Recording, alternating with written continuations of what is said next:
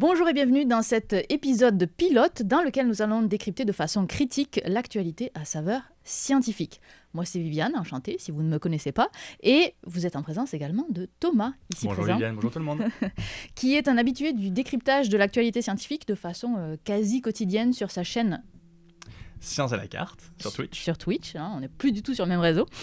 Vous irez le découvrir si ça vous intéresse. Mais aujourd'hui, on vous propose tous les deux de décrypter 3 actus scientifiques récentes. Une sur l'intelligence artificielle, une sur la santé du cœur des femmes et une autre, ma petite préférée qu'on se garde pour la fin, sur comment rendre la peau transparente. Le meilleur pour la fin. Le meilleur pour la fin, exactement. Et on sera très à l'écoute de vos retours pour améliorer ce format s'il vous plaît, évidemment. Et on en reparlera à la toute fin. Sur ce, entrons dans le vif du sujet, Thomas. Et on commence avec... Donc, voyez, on a mis les gros moyens pour Gros budget. Gros budget pour cet épisode pilote. Voici le jingle. Waouh, Thomas, tu vas nous parler d'un chiffre où on s'est dit, oh, à ce point. À ce point, oh my god, oui, absolument Viviane. Je vous parle aujourd'hui de 39%. C'est la part de la population américaine âgée de 18 à 64 ans qui déclare avoir utilisé l'intelligence artificielle générative durant le mois d'août 2024, durant le mois de l'étude en fait qui a été faite. Oui, alors petite précision sur ce qu'est l'intelligence artificielle générative, parce qu'il existe beaucoup de types d'intelligence. Celle qui est générative, c'est celle qui génère du contenu, à savoir du texte, de l'audio, bientôt des vidéos aussi. Donc typiquement les ChatGPT, Gemini, Perplexity AI et toute une pléthore d'outils, puisque maintenant on est envahi de plein d'outils AI génératifs, donc ceux-là en font partie. Puis là, je te parle d'une étude toute récente qui est sortie du National Bureau of Economic Research et qui s'est attardée justement sur les habitudes de l'utilisation de l'IA générative dans la population américaine. Je vous montre à la maison une image, juste ici, qui vous montre en fait le pourcentage, 39%. Vous voyez ici, vous avez le pourcentage des répondants dans l'étude qui ont dit avoir utilisé l'IA générative. En haut, donc de manière générale, globale, le fameux 39%. En dessous, dans le cadre du travail, puis encore en dessous, à l'extérieur du travail, que ce soit vraiment chaque jour, durant le dernier mois que l'étude a été faite, au moins une fois dans la dernière semaine, ou utilisé, on ne sait pas trop quand, mais en tout cas un moment durant l'étude. Donc pour vous donner un peu plus de détails par rapport à cette figure-là. Et les deux autres chiffres, 28% dans le cadre du travail et 32% dans le cadre en dehors du travail, à la maison par exemple. Et est-ce qu'on sait comment est-ce qu'on les a utilisés, ces IA ? Qu'est-ce qu'on a fait au travail et à la maison avec ça ? En fait, ce qu'on sait, l'étude est allée un petit peu plus loin, puis on sait en fait que dans le cadre du travail, c'est principalement des communications écrites, par exemple des réponses à des courriels. Je ne sais pas si vous à la maison vous avez déjà fait ça, répondre à des courriels avec ChatGPT peut-être. Ou à des mails pour les gens qui disent mail. Et des mails, effectivement, excusez-moi, j'ai un petit peu les tendances québécoises par ici. Le travail administratif aussi, la traduction, les résumés, parfois des lignes de code aussi que des programmeuses pourraient faire. L'analyse de données également, mais là c'est un peu un enjeu aussi de confidentialité des données qu'on dépose dans ce genre d'outils-là. Oui, parce qu'il faut rappeler quand même que quand vous mettez vos données sur l'intelligence artificielle, de ce genre de logiciel-là, ce qui est fait de ce que vous avez copié-collé à l'intérieur de ce logiciel, souvent c'est un petit peu opaque et parfois c'est clairement dit que c'est réutilisé pour entretenir l'algorithme. Donc il faut avoir cette conscience-là que si c'est gratuit, c'est peut-être pas complètement gratuit. Exactement. Et 32% pour en dehors de la maison, on va beaucoup plus parler de communication écrite, de résumé également, et puis plus d'aide un peu plus personnalisée, que ce soit par exemple faire des listes, une fameuse to-do list qu'on peut faire, par exemple, des choses à penser, des programmes et même des recettes de cuisine. Puis je sais que Viviane, tu es une adepte de cookies au chocolat, donc peut-être as-tu testé une recette de cuisine avec ChatGPT ? J'ai pas testé de recette de cuisine, une partie de moi se dit qu'il ne sait pas faire la cuisine, donc non, j'ai pas encore atteint ce niveau-là. Ça marche, excellent. En tout cas, à la maison, n'hésitez pas à nous dire là, si vous utilisez ChatGPT pour faire des recettes de cookies ou d'autres gâteaux, n'hésitez pas. Mais pour revenir à l'étude, donc là, ce qui était intéressant, c'est la vitesse à laquelle l'adhésion à cette technologie a été atteinte, quoi, finalement. Exactement. Puis là, je veux juste te montrer une autre figure justement de l'article en question qui nous démontre à quel point c'est fascinant de voir comment ça va vite en fait et comment l'IA générative a été intégrée à la vie des Américains, Américaines. Cette figure-là, en fait, eh bien, c'est le taux d'adoption d'une technologie en fonction du temps. Et on voit qu'on a trois grandes thématiques. On a l'ordinateur, Internet et l'intelligence artificielle générative dans les différentes couleurs. Vous voyez un vert clair, vert foncé. On a regroupé ces différentes technologies d'Internet. On a regroupé ça sous l'étiquette Internet. Ce qu'on peut en fait remarquer, ce que en fait, les auteurs de l'étude suggèrent, c'est qu'aux États-Unis, on a adopté l'IA générative de manière très rapide comparativement à l'ordinateur et Internet. Ça, on peut l'expliquer quand même assez facilement parce que Internet et l'ordinateur, ça demande un certain achat, un certain coût d'installation, alors que l'IA générative, vous savez, à la maison, ChatGPT, c'est facile, c'est accessible, c'est gratuit, un téléphone, une connexion Internet, on a déjà tout ça à la maison. Donc, c'est pour ça que ça va peut-être un peu plus vite à être adopté directement dans les foyers. Oui, ce qui va être intéressant, c'est... Donc là, on a une première donnée, mais ça va être de voir comment est-ce qu'elle évolue. Est-ce qu'elle atteint un plateau rapidement? Est-ce qu'elle évolue de façon très, très rapide? Donc je pense que ça, c'est un premier point, mais ça va être intéressant de voir l'évolution. Absolument. Est-ce que, notamment dans les gens qui travaillent, tu as dit, il y a des personnes qui utilisent pour le code, etc. Ouais. Est-ce que justement, on sait quel est le profil de ces gens-là? Est-ce que c'est que des gens en informatique, par exemple, qui utilisent l'IA générative dans leur travail? Pas que informatique, je te dirais qu'en fait l'étude a été quand même assez poussée dans cette enquête-là. Ils ont été voir un peu les différents secteurs. Donc on a informatique, mathématiques, gestion, finance, et également le domaine de l'éducation. Donc peut-être une autre façon de pouvoir aborder certaines matières à l'école, au lycée, au collège, éventuellement. En tout cas, l'IA générative, l'étude démontre que le secteur de l'éducation est également touché. Ok. Je ne sais pas si ça m'émerveille ou si ça m'effraie comme information. L'IA, c'est une très belle technologie, mais j'espère qu'elle sera... elle peut être très mal utilisée aussi, parce que ça reste un outil. Donc j'espère que ce sera régulé un petit peu mieux que ce que Internet a été régulé jusqu'à présent. Sur ce, passons à la deuxième section. Encore, vous voyez le budget. Avec la section, on ne s'emballe pas, mais c'est super cool quand même. Donc, tu vas nous parler d'une étude, cette fois-ci, qui s'est intéressée à la prédiction de l'avenir. Exactement, un test sanguin qui jouerait le rôle d'une sorte de boule de cristal, si tu me permets la métaphore, Viviane. En fait, ça permettrait de prédire le risque de développer une maladie cardiovasculaire, une maladie du cœur, chez les femmes, avec 30 années à l'avance, ce qui est quand même assez fou. Oui, puis là, l'étude a été publiée dans le journal New England Journal of Medicine, qui a été donc paru fin août 2024. On est dans les actualités récentes, dans ce format-là.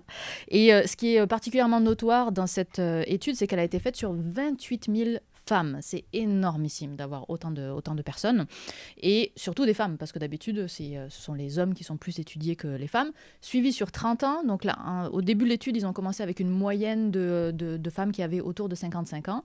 Ils les ont suivies, puis au bout de 30 ans, il y en a certaines qui ont développé des maladies cardiovasculaires, d'autres pas du tout. Et à partir de ça, ils ont pu étudier quels étaient les facteurs qui pouvaient prédire lesquels allaient avoir une maladie cardiovasculaire. Ces facteurs-là, quels sont-ils? Exactement, il y en a 3 de ces facteurs de risque-là qui ont été étudiés et mesurés dans le sang. On a deux types de graisses que vous avez peut-être déjà entendu parler, le cholestérol, le type LDL, et les lipoprotéines. Je vous invite à revoir votre dernier bilan sanguin pour éventuellement regarder ça, si vous l'avez déjà vu, ces mots-là. Et puis également un marqueur de l'inflammation, la protéine C réactive. Alors pourquoi ces 3 facteurs-là? D'abord, les types de graisses, ça c'est simplement si vous avez de la graisse, des lipides dans la paroi de vos artères, ça pourrait éventuellement développer des caillots sanguins et donc boucher un petit peu la tuyauterie dans votre corps. Et de l'autre côté, le marqueur de l'inflammation, en fait, c'est le système immunitaire qui va réagir si on a une présence de plaques de graisse, d'apparition de lipides dans le corps humain, et donc lever le flag, si tu me permets cet anglicisme, Viviane. Et là, ce qui est important à dire, c'est que c'est 3 facteurs, mais ce n'est pas 3 facteurs pris indépendamment, c'est vraiment la combinaison des 3, c'est ça? Exactement, puis c'est ça aussi qui est intéressant dans cette étude-là, c'est qu'ils ont pris en compte ces 3 facteurs, ils ont comparé les différents taux entre les femmes dans cette étude-là, un taux élevé versus un taux plus faible, et en les comparant, ils se sont rendus compte qu'on avait un risque de 1,5 fois plus élevé de développer un accident vasculaire cérébral, et également 3 fois plus élevé de développer une maladie coronarienne, tu sais, c'est les vaisseaux qui entourent le cœur, faire en sorte que le cœur fonctionne bien, donc on a ces statistiques-là. Donc ça, c'est super important de l'avoir sur autant de sujets et sur 30 ans. C'est rarissime d'avoir une étude sur 30 ans. Mais on a dit en préambule que c'était waouh, mais on s'emballe pas trop. Pourquoi est-ce qu'on s'emballe pas? On s'emballe pas trop parce que oui, effectivement, comme tu dis, c'est vraiment le fun d'avoir une étude comme ça. Par contre, c'est un risque statistique. Puis tu le sais, hein, la santé, c'est pas hyper clair dans le béton. Il y a toujours un petit peu une probabilité, toujours, constamment. Donc on a cette boule de cristal. En tout cas, on essaie éventuellement de dire pourquoi pas que c'est une boule de cristal qui nous permettrait d'avoir un recul sur 30 ans et non plus sur 10 ans comme les tests le font aujourd'hui. Mais ça reste une statistique. Donc oui, c'est cool, mais on s'emballe pas quand même. Oui, donc si vous avez votre bilan sanguin et que vous voyez des résultats qui ne vous satisfont pas de plan sur la comète. Ce n'est pas une promesse que vous allez avoir une maladie cardiovasculaire, c'est une augmentation du risque. Et puis évidemment, nous ne sommes pas médecins. Allez voir votre médecin, ce sera beaucoup plus fiable avec les données d'aujourd'hui. Absolument, puis on rajoute évidemment que dans tous les cas, on ne le rappellera jamais assez, bougez, essayez de manger du mieux que vous pouvez, dormez, évitez la cigarette, et ça tous les jours. Donc c'est vraiment prendre soin de soi constamment dans la vie quotidienne. Pour aller bien, tout simplement. Pour aller bien, ouais. Et on termine avec la dernière actualité du jour, l'actualité waouh. Wow. Love it. Tellement de budget. Et donc c'est mon actualité préférée. Puis là, Viviane, j'ai une question pour vous à la maison. Toi aussi, Viviane, je te montre cette image juste ici. À ton avis, ce serait quoi le point commun entre des bonbons, des chips, des boissons sucrées, une paella de type industriel, hein, je le précise, ou même des chewing-gums qu'on peut voir juste ici, puis même le shampoing que vous utilisez à la maison et qu'on utilise nous deux. À ton avis, ce serait quoi le point commun entre tout ça? Eh bien écoute, je vais faire semblant que j'ai pas lu le script, Oui, c'est ça, je ne suis pas au courant. Peut-être que ce sont tous des produits industriels.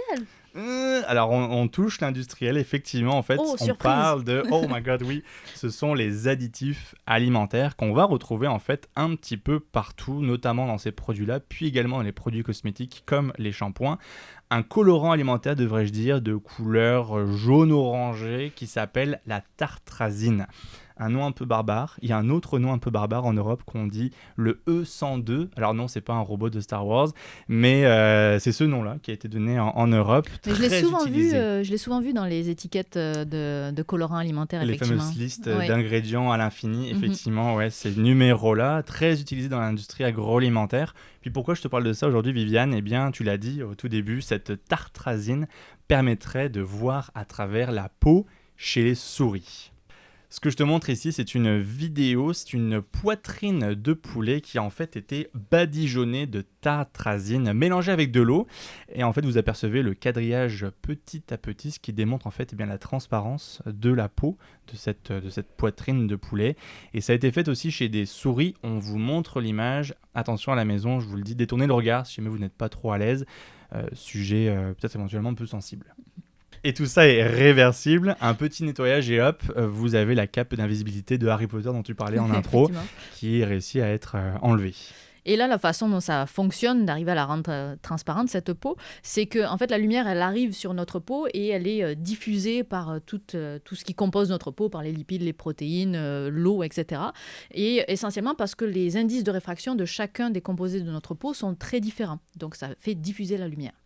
Mais en ajoutant la tartrazine et en la badigeonnant vraiment sur l'abdomen de la souris, ça vient changer l'indice de réfraction global de toute la peau et ce qui nous permet finalement de voir au travers, d'ailleurs avec une petite teinte rouge, donc ça c'est une affaire de longueur d'onde, lesquelles sont absorbées et lesquelles ne le sont pas. Absolument. Et on se croirait vraiment dans un film de science-fiction, là, littéralement, c'est bien parce qu'on est un peu dans la période d'Halloween. Au moment où on parle, on est fin octobre, donc on est clairement dans la période un peu plus Halloween, et c'est bien la réalité parce que cette étude-là a été publiée dans la revue Science. Et les chercheurs, puis vous pouvez le voir directement dans cette figure-là qu'on vous a montré tout à l'heure, les chercheurs ont vraiment réussi à pouvoir voir la vessie, le foie, un bout également d'intestin, sans devoir faire de la chirurgie. Et c'est ça en fait l'intérêt majeur d'une étude comme celle-ci, c'est de pouvoir éviter de faire une incision et de faire mal à l'animal et de pouvoir étudier finalement qu'est-ce qui peut se passer à l'intérieur, le fonctionnement normal des organes entre autres, ou d'étudier certaines maladies par exemple. Et ça a été fait sur les petits animaux, donc attention à l'extrapolation, évidemment. Absolument, c'est bon de le rappeler. En fait, il y a deux choses importantes. On est loin de la cape d'invisibilité dans Harry Potter côté humain, disons ça comme ça, pour deux choses. La première, c'est que notre peau, elle est beaucoup plus épaisse que ce qu'on peut trouver sur l'abdomen d'un animal comme une souris. Et deuxième chose, si nous, on devait le faire sur notre propre peau, ça en prendrait des colorants de chips pour justement essayer de voir l'intérieur de nos organes.